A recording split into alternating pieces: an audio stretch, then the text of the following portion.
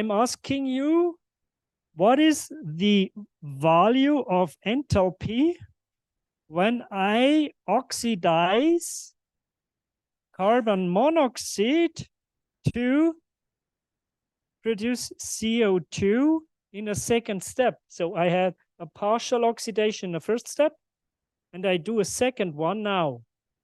What is the enthalpy for this process?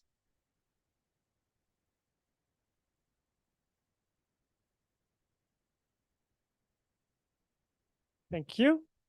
So it's just the difference. Huh? Delta H for this is minus 393.8 minus 110.6, so plus. So the delta is important, and this is 283.2 kilojoule per mole. That's the difference. Huh? This is the difference between those two. And minus, of course, again. It's exothermal as well. Okay? Because these molecules are all, you could imagine, they are sitting on a defined level of energy. And we just look to the difference.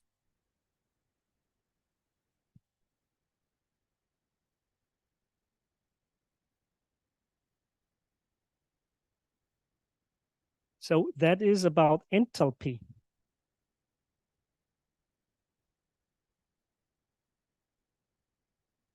The heat of a reaction. Let's talk about the chemical equilibrium.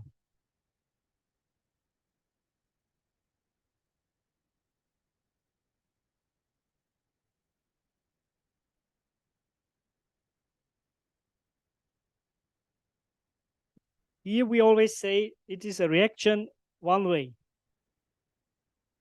When we talk about equilibrium, we do it more exact like this. We say it can be a reaction from the left to the right or from the right to the left.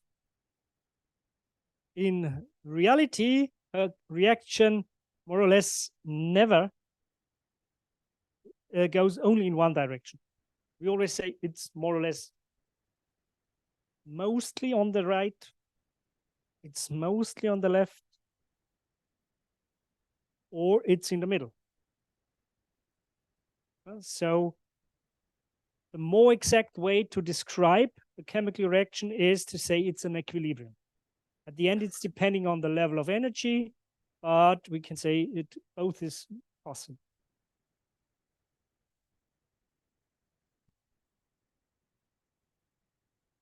Yeah, we already had an example in the middle, yeah, not really.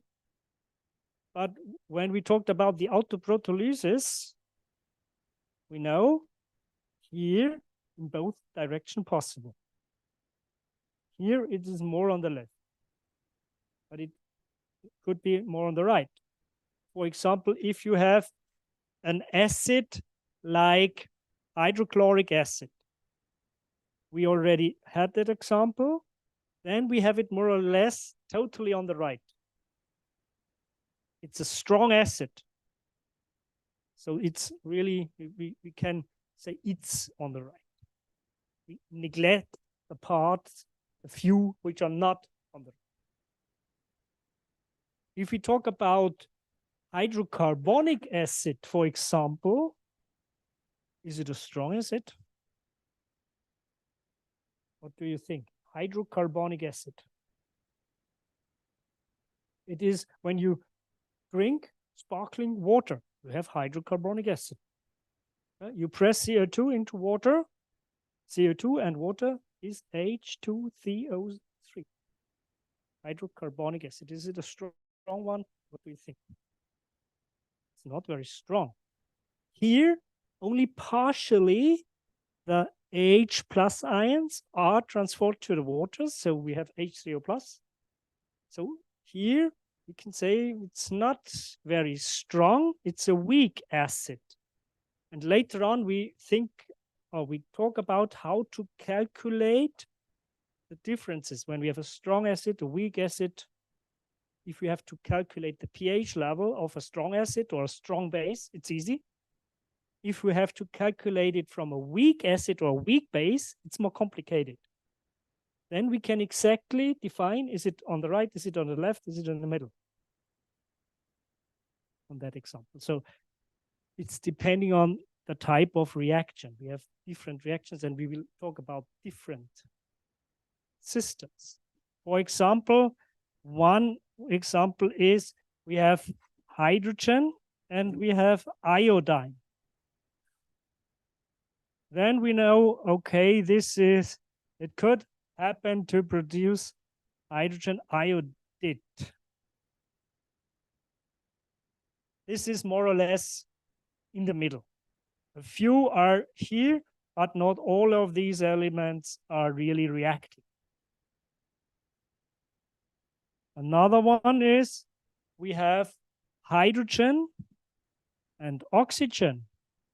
What are you expecting when you invest activation energy?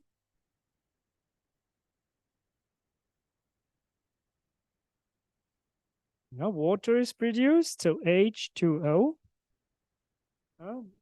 We have two of them, then we have two of them. Is it totally on the right, more on the right, or more on the left? Of course, this is here now an example. It's more or less totally on the right. Today in the lab work session, we did this experiment. We produced hydrogen and then we ignited it. And then it gave a bloop. The ignition of hydrogen, you can hear. So this is, let's say, totally on the right. In theory, not really a few molecules are remaining, but we can count, we don't have to count them.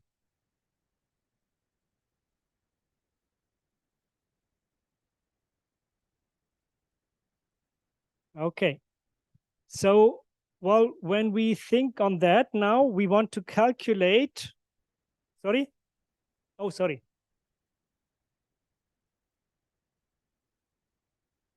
Yeah, question to you. Is it exothermal or endothermal, this one? Sorry? When you ignite hydrogen, you burn hydrogen, what is produced? It's exothermal. Yeah? Always when we have an arrow massive to the right, it must be exothermal. Or if it is going in this direction by itself, it doesn't go by itself when you need energy. So if it is in the natural way, reacting by itself, it's exothermal. Only with invest of energy, you can operate it in the opposite way. The opposite way will now be, I try to push it to the left. But that means plus energy. Plus energy. That only works with an invest of energy. To the right, it is delivering here. So that's a minus of energy because we have a delta H is zero, below zero.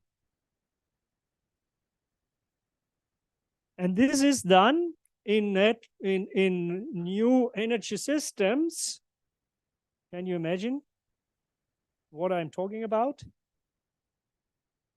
The hydrogen production. Renewable hydrogen is produced on this way.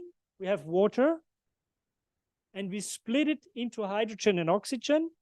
Oxygen doesn't burn, but hydrogen is an energy carrier. That's a future energy carrier. And we do it in the situation when we have excess energy from wind or solar power. Sometimes we have too much power in the grid. We cannot store electrical power because in the grid, we can't store it. And if there is no consumer at the moment when it is integrated in the grid gets hot and is damaged. Or some devices at the end of the grid, your mobile phone, which is charged in the moment when the grid frequency and voltage is totally increasing and varying, the mobile might be damaged. That is not allowed. So the grid manager have to check the balance of frequency and voltage in the grid very exactly. And if now wind or PV produces a lot of power, they have to deregulate it. Or we use it for the production of hydrogen. Do you know the process, the name of the process? Electrolysis.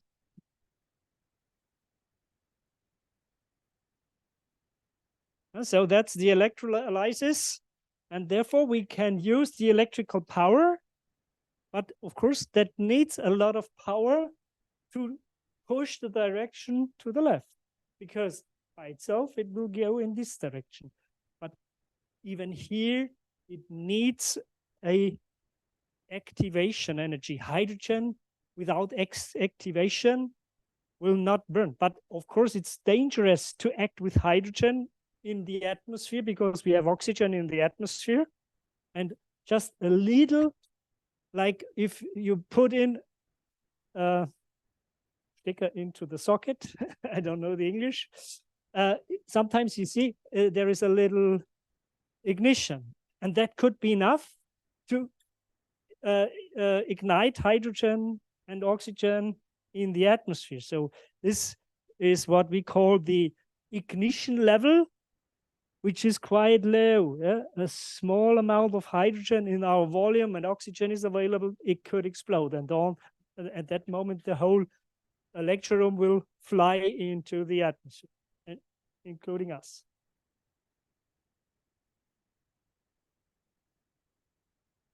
So the hydrogen bomb, yes. Yeah?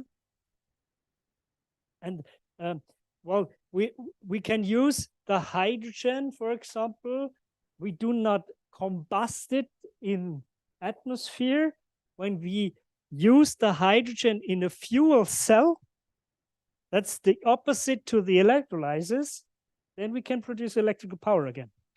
And this is a controlled way of oxidation of hydrogen in the fuel cell. That's operating very controlled, in a controlled way.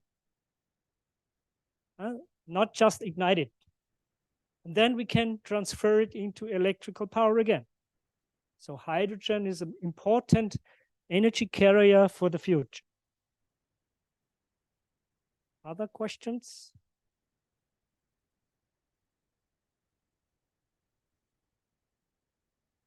I'd like to refer to equation 1. Add 1. We have another thing to talk about, the Kc, which is the solubility or the constant of this reaction, Kc related to the concentrations.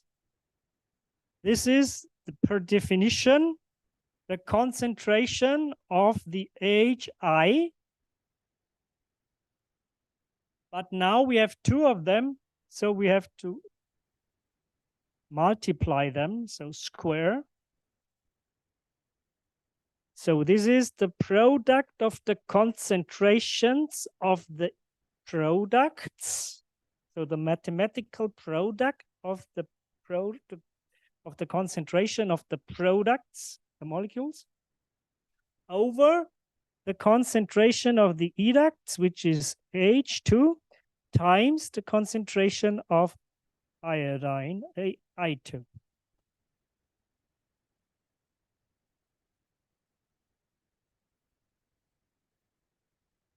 See, this is now our value where we can calculate where the equilibrium is.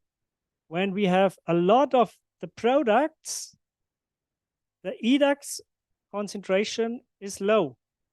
Then the value of Kc is high.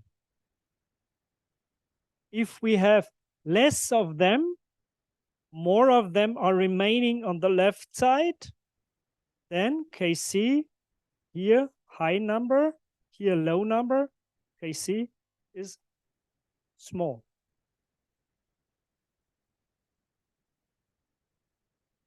So, and this is a constant always at standard conditions.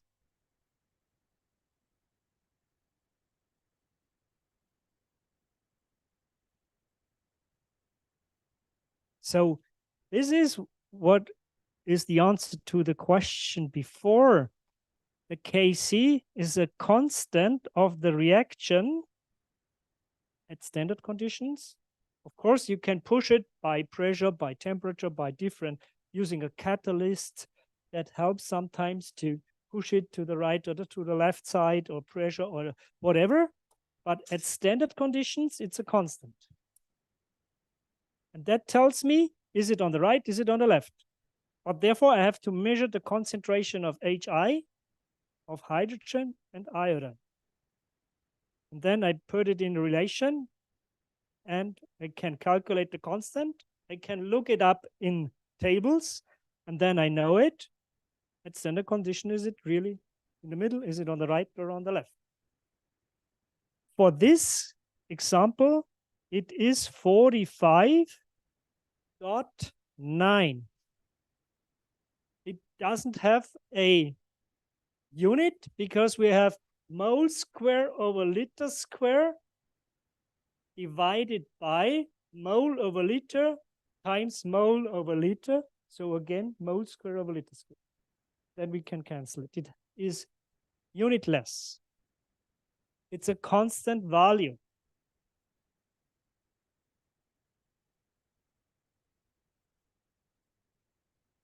Sorry, this value here, it's not at standard condition. This is exactly the value at T is 490 degrees Celsius. Huh? So I didn't find it at standard conditions. I just found it at the high temperature level.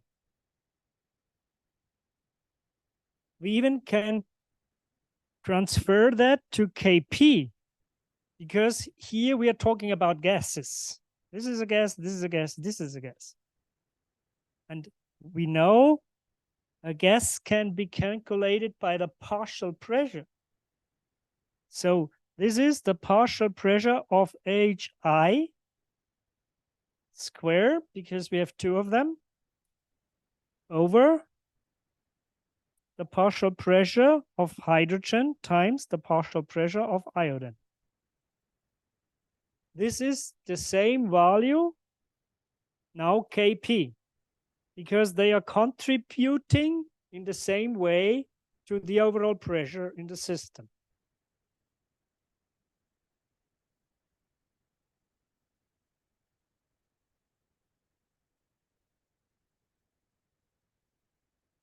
Let's do it. You need it?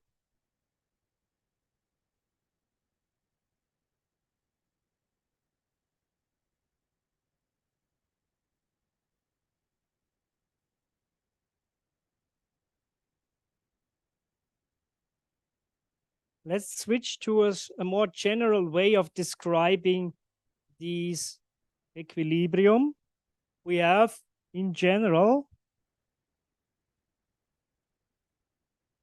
we are looking to a chemical equation. We have the number of small a moles of the component big A as an product, and we add the number of small b moles of the component B, and then we look to the chemical equilibrium, and let's say we have C mole of big C plus D mole of big D. This is our equation, and we say on the left side here we have the educts. On the right side here we have the products.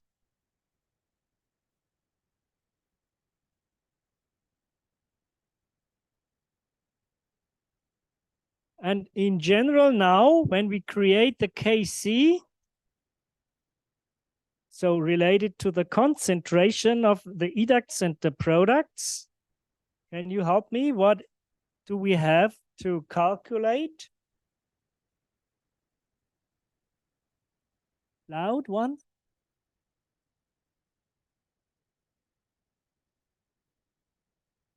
Yes, not exactly. So the concentration of A, but we have the number small a of moles, so it could be more than one. So we have here the exponent A. But I'm wrong. We talk about the products first. C. C and C and the concentration of C, and here the exponent of C, times the concentration of D exponent D over the concentration of A exponent A times the concentration of B exponent B. Or write it in a more easy way with the other spelling. We say the concentration of the component C to the exponent C times the concentration of D to the exponent small d over the concentration of A to the exponent small a times B concentration to exponent small b. This is the general formula for a chemical equation, equilibrium from the type above. We always take the products, the concentration of the products times the number of moles, because then we have 2, 3 of them, and then we have to multiply 3 times, and it's the exponents over the concentration of the educts. And we say here the Ca is similar to the concentration of A. This is what we already did before. We can write it in the different ways. And here it's more easy to see that because here we have CC, so it's maybe confusing. Different meaning of the C. Now, let's say, for an example, the Kc is much bigger than 1. What does it mean? Is the reaction on the right or on the left? If Kc is very big, if it is 1, it's exactly in the middle. Because then the product of the concentrations of the products over the product of the concentration of the educts is the same. Then we have 1. So if this is much bigger than 1, what do we have?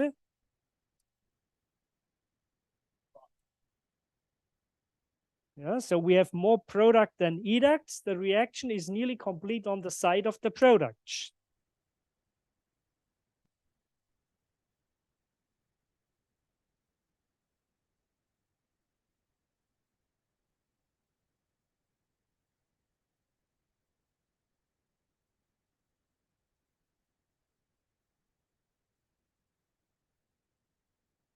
Yeah, and of course, then if Kc is very small, then the reaction is nearly completely on the side of the educts.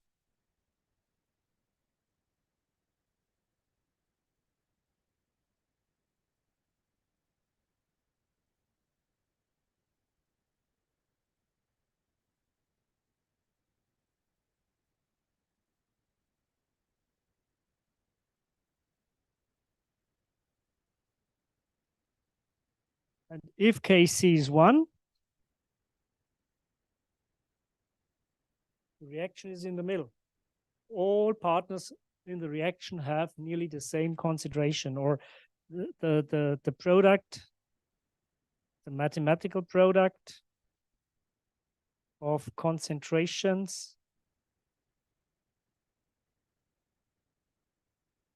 of educts and products is equal.